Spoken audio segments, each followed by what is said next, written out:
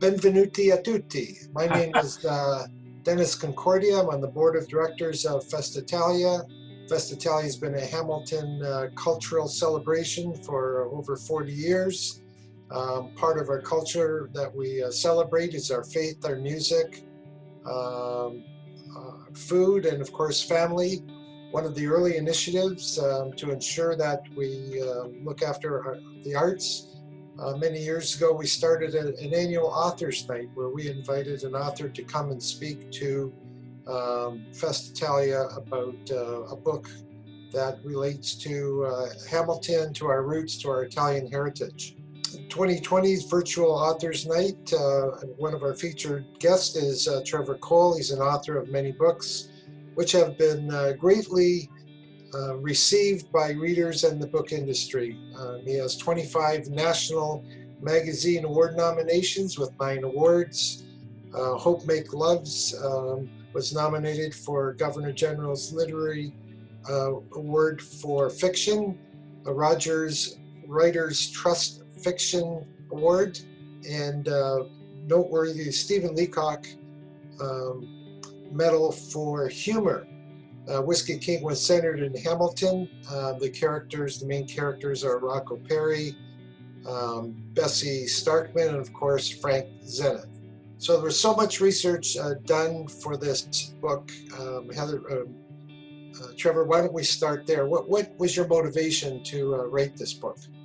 The impetus for writing the book was twofold. One is my own interest in Hamilton. I was sort of an adopted resident of Hamilton. I got married and moved to Hamilton, and I had been living there for at least 10 years before this project started. And then my editors came to me and asked if I was interested in writing a book about Rocco Perry, and I didn't know much about him.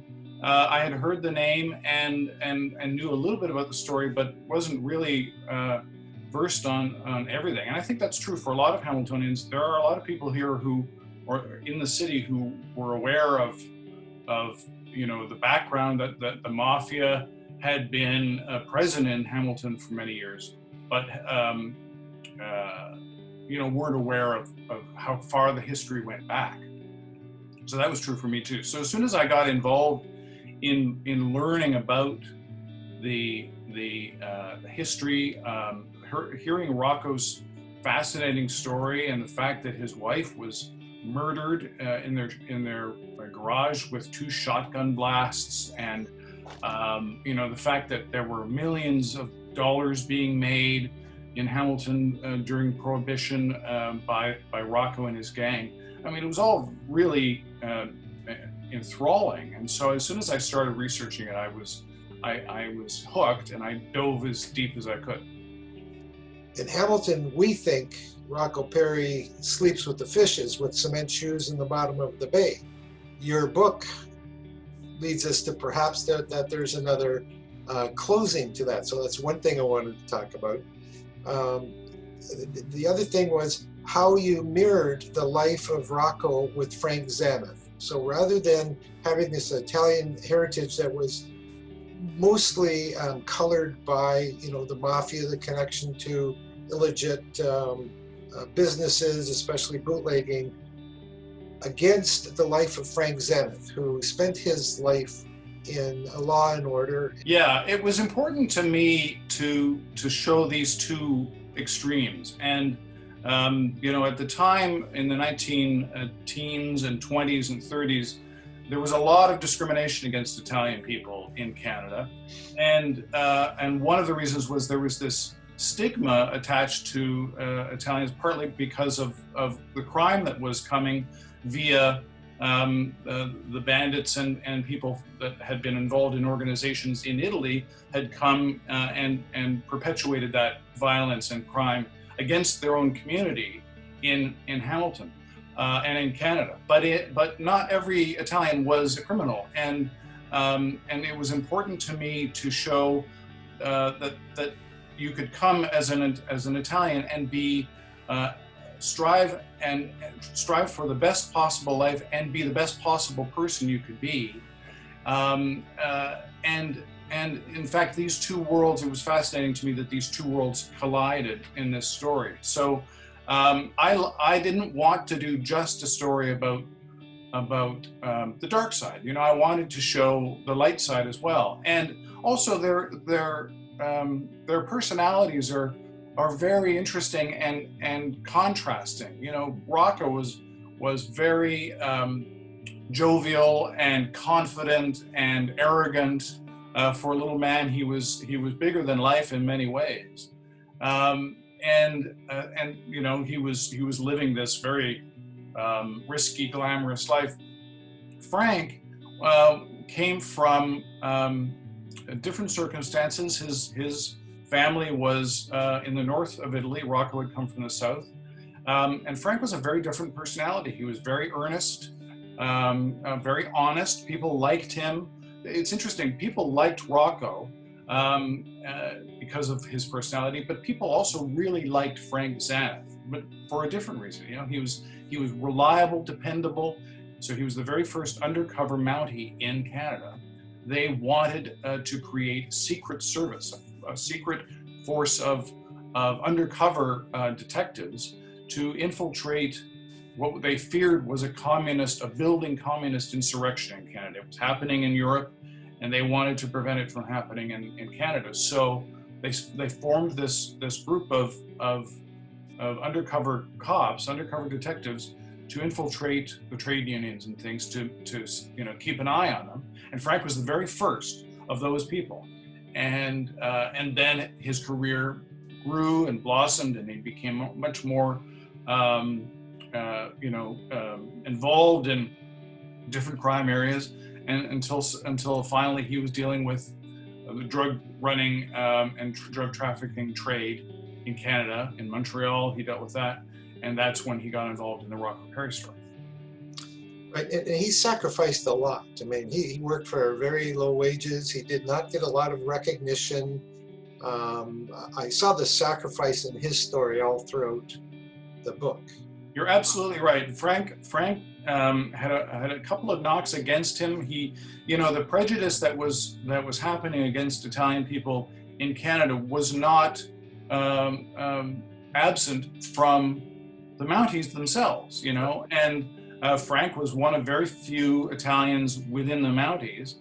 And I think, you know, I have no proof of that, but based on the correspondence that I've seen, and based on what Frank was dealing with, he was nickel and dimed his whole career. He would just try to get what was due to anybody in his position. So I want to shift a little bit back to Rocco until I talk about my favorite character, Bessie Starkman. So Rocco, we learned most about Rocco in your stories about his love of cars and how he responded in the courtroom itself. You did a great job in digging out a lot of the courtroom appearances that he had. And to me, those two things described his character: the type of cars that he drove and why they were important, and how he responded to the judges in the courtroom. So if you could talk a little bit about Rocco's character. Sure. Rocco had a flair. He went from car to car to car. Once he started, you know, making a lot of money, he was always driving a new car. And then in the courtroom, he was very adept at brushing away any accusation. He knew how to distract with a joke, to get the courtroom on his side, and of course his men were quite willing to take the fall for him whenever there was a chance that Rocco might go to jail for one reason or another. There was always a soldier ready to step in and take the blame for something. You know, there was, and speaking of Rocco in the courtroom, you know, there was a period of time in the mid-20s when Rocco really owned Hamilton, and he certainly owned the police force. There was a lot of rampant corruption in you know, the official circles in Hamilton, and even though the police initially had been working against him, he got them on his side through, you know, payments, and so there was a famous court scene where there was a chance that the provincial government might have something on Rocco, and the courtroom was packed. And at one point, one of the prosecutors entered the courtroom and Rocco entered the courtroom, and there was nowhere to sit. And the police rushed to get a chair and took it for Rocco. And a constable made sure that Rocco had a place to sit while the prosecutor had to stand. And that said a lot about the situation. So let's shift over to Bessie just for a moment. She was from Toronto. She was previously married. She met Rocco, and the two of them fell in love, and they moved to Hamilton and established their business from the big house. I think it was on Bay Street. Well, yeah, I mean, they went through a number of houses. So I'll just very briefly tell you, Bessie lived in the ward in this slum section of Toronto. She was married to a bread wagon driver and had two young children, two young daughters. And Rocco arrived having just been involved in some shenanigans in the north. He was looking for a place to stay, to hide out, and rented a room from this young Polish couple in the ward. And 3 months later, after Rocco started living there, Rocco had wooed Bessie to come away with him. So she left her family. So they initially went to St. Catharines, and then they came to Hamilton, and they went through a series of houses until they finally owned a large and well-appointed house on Bay Street South. That's right. And you have some great stories in there about some of the interviews that Rocco did with the newspapers while he was becoming famous, especially the Toronto Star. And I know you use the newspaper stories of the time as a lot of the research that you did to get ready for the book. Yeah, well, I mean, thank God for the Toronto Star, because they loved Rocco and Bessie. They covered them like movie stars. And so once Rocco became infamous, the Toronto Star was first in line for every story that they could do about Rocco and Bessie. So one of the very most famous stories ever done about a mobster in North America was done in 1924. Toronto Star, one of their reporters came to Hamilton to interview Rocco in his home, the first time that had ever been done. And so his story appeared on the front page of the Toronto Star, and of course that was a sensation. That newspaper sold out. Subsequently, that story came back to haunt Rocco a little bit when he was in court a few years later. But it was a famous story where Rocco, he declared himself king of the bootleggers. And said that he was really just there giving people what they wanted. And he was actually a PR move. He was trying, because there were a number of murders at the time of citizens in and around Toronto, and he was trying to get the public attention on his side. He was being falsely accused, he said, of all of involvement in all of these murders. And so he was trying to present a happy picture of his life and his intentions. And to some degree, it worked. Yeah. So in the story between Bessie and Rocco, at some point in their relationship, they may not have been on the same page. She wanted to do drugs and he just wanted to do booze. I don't know if that was the conflict, but the story of them coming home one night and something happening to Bessie. Yeah, well, there was in fact a conflict in the Perry household. Rocco actually did go to jail for about 5 months for a series of perjury charges. And while he was in jail, Bessie pushed the gang into drug trafficking. Rocco had been resisting that. And so once he was out of jail, now they were a fully fledged drug trafficking ring. And she was dealing with some very serious gangs in New York and Chicago, and she was getting a supply of drugs through New York State, and somehow she was angering the wrong people. And in 1930, there was a power play trying to wrest control of the drug trade in southern Ontario away from the Perry gang, of which Bessie was seen to be the leader. And so she was taken out by rivals. And Rocco was in the garage with her when her murder happened, but Rocco was untouched. So the question was he involved in any way? And I try in the book to lay out the likelihood of whether or not he was involved, and I kind of explain it's a really interesting murder mystery in the midst of the book whether Rocco was involved in this crime. So Hamilton fun fact, as I'm reading the book, I found myself on Upper James in Lime Ridge. And I remember the picture in the paper of Rocco Perry, not that I was alive at the time, but later on, Rocco Perry, he was so distraught that he almost fell into the grave when they were burying her. And I was driving down Upper James, and I thought, I think that Jewish cemetery at Lime Ridge, that's where Bessie Starkman was buried. So I stopped my car and I walked to it. There was nobody at the gate, so I was just able to walk in. And all these graves, and I thought, how am I ever going to find Bessie Starkman's gravestone? And I thought, I know, Rocco Perry, being an Italian, would make sure that it would be a prominent headstone. And I thought, I'm just going to look for the biggest headstone I can find. And I looked around, and at the very far corner, I saw this 15-foot high headstone. And I walked over to it, and I found it. Bessie Starkman's headstone is there. So interesting. Yeah. He, the story of his grief was quite, was well covered by the newspapers because his grief was palpable. He was a really good actor, or he was really grief-stricken about her death. And there was at one point, because this happened in August, it was very hot, and he almost fainted into the grave site.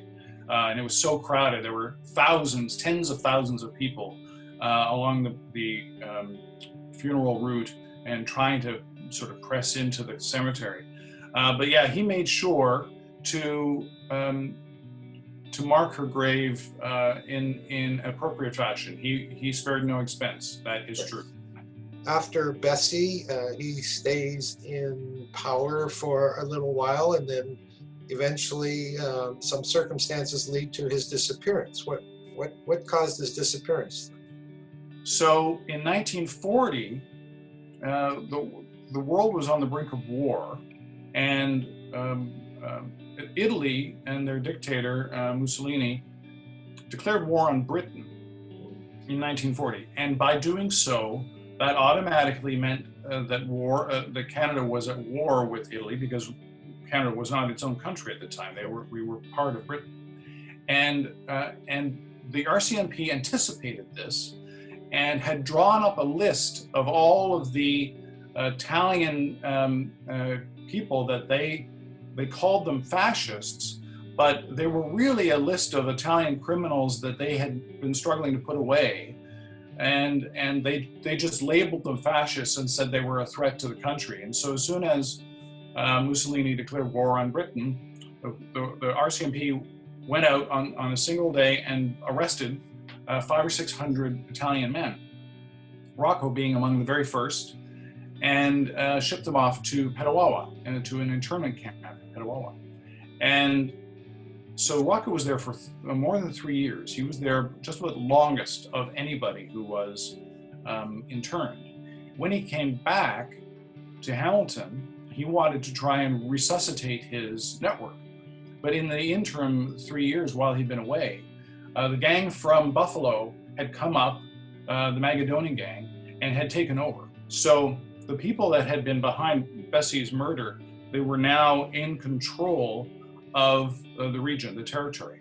And so when he tried to resuscitate his own network, they weren't going to have that. So there was a day when he walked out of the house where he was staying in Hamilton and was never seen again. And people made the assumption, because several of Rocco's lieutenants in that period had been killed by the Magadino gang, and left on street in the gutter with bullet wounds. Rocco having disappeared, they assumed he was another victim. But there was also a competing theory that he was warned about the possibility that he was going to be killed, and he managed to escape with help. And that is the way I kind of lean. I lean to the idea that he actually got away, crossed the border into Messina, New York, and then possibly made his way to Mexico for a period of time. But I present those two possibilities and try to show what evidence there is for each side. And you make a compelling case for both, but for lifelong Hamiltonians, as far as we're concerned, he's got cement boots and he's in the bottom of the bay. I grew up with that, and I'll believe that. All right. Anyway, I want to wrap things up, Trevor. Great job on balancing the Italian culture between Rocco and Frank Zenith. Really interesting book. I know your publisher would probably still have it available. It's a good read if you're a Hamiltonian or not. You can find information about it at trevorcole.com. Thank you for this, Trevor. Just before we go, I just ask, what are you working on now? Well, I'm working on a couple of things. A big project with somebody that I can't reveal. It's a kind of a fascinating project that I'm involved in. I'll just leave that as a mystery. Okay. And I'm also working on a novel, which is proving to be challenging to me, but I'm committed to it. So that may take me another year or two, but I'm working away on it. Well, I wish you good luck with that. Thank you very much for your time. Thank you for this book. It certainly raises a lot of Hamiltonian interest in things. And for those of you out there celebrating Festitalia this year, even though it's virtual, thank you for joining us today. And thank you, Trevor. Thanks, Dennis. I really enjoyed it. Thank you. Pleasure.